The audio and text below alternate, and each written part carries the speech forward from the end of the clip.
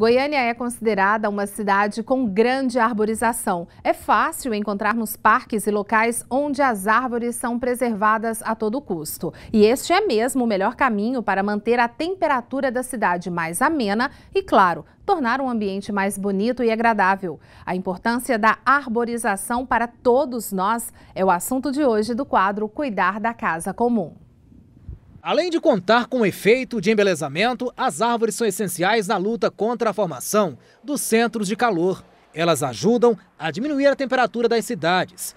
Este fator, aliado à qualidade do ar, que é melhor quando planta-se árvores nos centros urbanos, faz com que esta seja uma questão de qualidade de vida, que deve ser observada pelo poder público. Estima-se que Goiânia conta com 950 mil árvores. E desde 2007, a capital passou a contar com o Plano Diretor de Arborização Urbana. O documento traça um diagnóstico preciso da arborização nas vias públicas da cidade.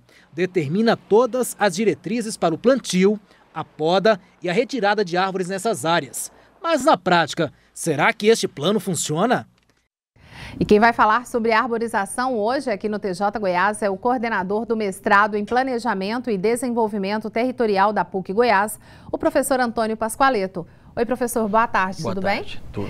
Professor, o plano diretor, ele contempla aí essa questão das árvores e preservação de árvores aqui na nossa capital?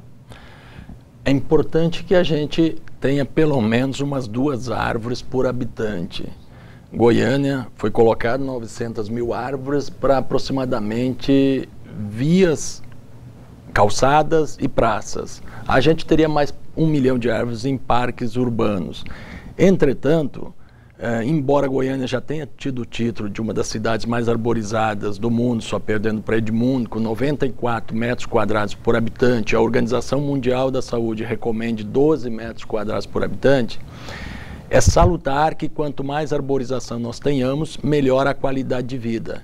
Inclusive, melhora a umidade relativa, reduz a temperatura, o ar se torna mais puro e a qualidade de vida do ponto de vista da saúde das pessoas é mais atendida. E a gente vê isso muito claro, né, professor? A gente vai até o centro da cidade, onde tem um número menor, e vai nas regiões mais periféricas, a diferença ali da temperatura é muito grande. Chega a variar de 2 a 3 graus a temperatura exposta ao sol. Entre a Goiás e a Araguaia, do mesmo local exposto ao sol dentro de um parque. Agora, se você vai para a copa de uma árvore, a temperatura ela varia de até 5 e para as periferias da cidade até 10 graus. Professor, a gente tem, claro que a cidade precisa de algumas obras para se desenvolver, né, para criar novos meios. A gente está tendo aí a construção do BRT, onde foram retiradas várias árvores ali da Avenida Goiás Norte. A retirada dessas árvores adultas e o replantio de outras, como que o senhor vê isso aí? É claro que é importante o replantio, mas e a retirada dessas árvores que já estão há anos, já estão produzindo? Bom, o BRT é importante, sem sombra de dúvida, porque é um meio de transporte coletivo que vai retirar uma série de veículos que transitam nessas vias. Entretanto, para todo empreendimento, há impactos ambientais significativos e para mitigar os impactos ambientais negativos, se adotam medidas ambientais. Essas medidas elas podem ser preventivas, corretivas ou compensatórias. Preventivas não foram executadas. As árvores foram retiradas, então há que se replantar espécies no mesmo local, nos canteiros onde é possível o replantio. São medidas corretivas, com espécies de no mínimo uma altura de 1,5 metro, mas elas levam em torno de 10 anos para restabelecer um equilíbrio similar ao que havia no ambiente.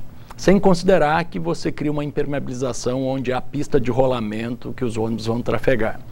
E as medidas compensatórias são aquelas que são feitas fora do ambiente onde o impacto aconteceu, que seria então o replantio dessas espécies em outra área, distante do local do empreendimento, onde não é mais possível se executar ali o plantio. A prefeitura promete justamente o plantio acima, inclusive do número de espécies que foram cortadas, mas é importante que isso seja feito de forma rápida, porque senão os benefícios eles não permanecem nem no local e nem fora do local. E professor, o plantio ou replantio daquelas árvores, a gente vê muito nas ruas, aquelas árvores tão pequenas, tão fininhas, né? Não seria melhor colocar espécies um pouco mais desenvolvidas que possam trazer ou adiantar esses 10 anos, como o senhor colocou? Seria possível fazer isso? Sim.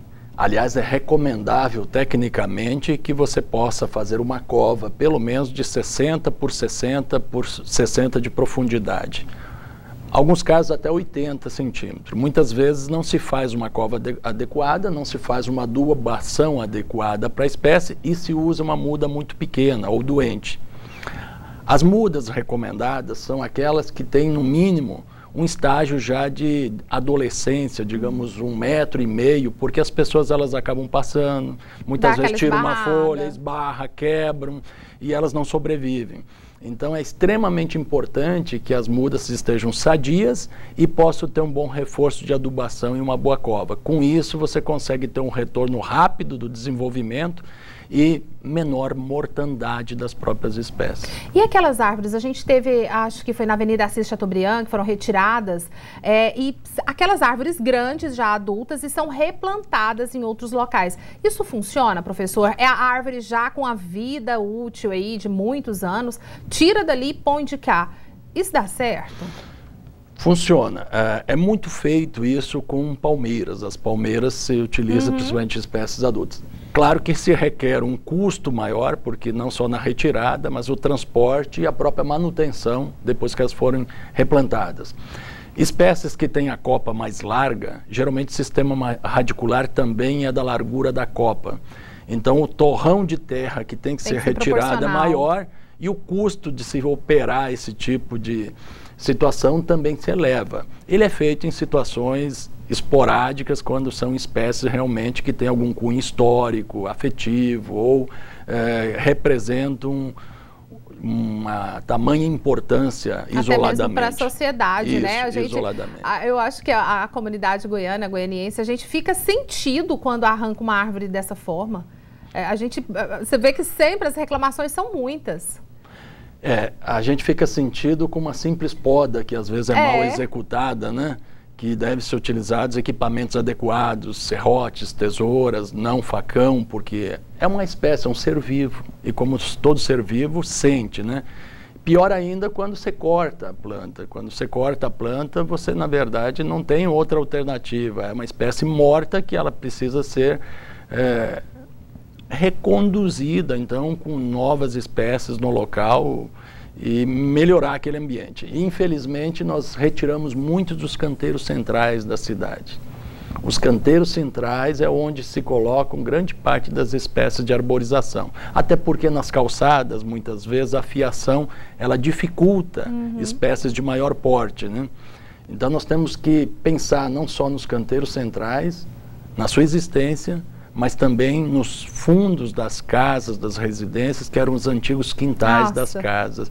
Cada vez mais os lotes estão ficando menores, né? A gente já está falando em lotes de 186 metros quadrados. Onde é que nós vamos colocar as plantas, né? Nossas casas vão ser apenas... O lote inteiro só para casa, só para praticamente. Casa. Fora então... que ainda tem aquele cantinho lá que muita gente gosta de passar um cimento, fala, não, para ficar limpinho. Mas não lembra que quando chove, para onde que vai essa água? Justo. Então, entre todos os benefícios que a arborização oferece, um deles, inclusive, é favorecer a drenagem urbana. Nós costumamos dizer, do ponto de vista do direito, que a espécie, mesmo estando dentro do seu lote, é um direito difuso da coletividade. Você não tem como cortar ela sem solicitar autorização do órgão ambiental que licencia, que lhe dá, que no caso de Goiânia é a Agência Municipal de Meio Ambiente. Então é fundamental que a gente conheça as espécies, preserve, replante e adote essas espécies. Eu acho que nós deveríamos ter como meta para Goiânia ter 2 espécies por habitante. E, professor, a gente tem um censo, né, que até essa colocação que o senhor colocou no começo, mas já faz um bom tempo. Será que já está na hora de refazer isso aí, a gente ver se realmente Goiânia está cumprindo as determinações, se a cidade, se o município está dentro da legalidade em relação à quantidade de árvores proporcionais à quantidade de moradores?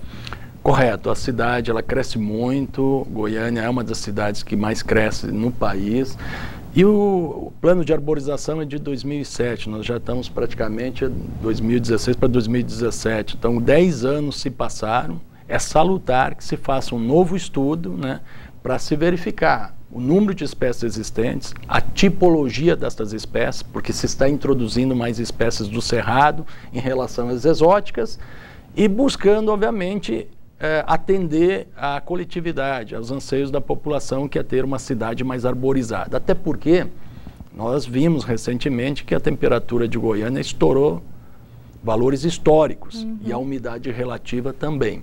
Nós tivemos 40,5 graus no ano passado, que foi a máxima histórica, e 9,5% de umidade relativa. E este mês de abril deste ano foi o mês mais quente desde que se construiu a estação meteorológica de Goiânia.